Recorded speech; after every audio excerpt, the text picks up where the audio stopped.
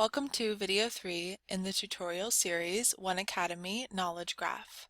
In the last video, you learned that each user has their own personalized view of the map. Here are the nodes that are open on my personalized view. Scrolling in, we see that some of my nodes are closed and some of them are open. We're going to go over the different ways you can view these nodes on your own map. These nodes here are closed. If I want to open them, I have to select this button to expand the content. As you can see here, I can now read the content of the node. To close it again, I select the same button to collapse it once more. You can also quickly hide all of the offspring of a node. Select this middle button to hide all of the children from your view of the map. And finally, if you want to hide a single node from your view of the map, you can select the X button to hide it.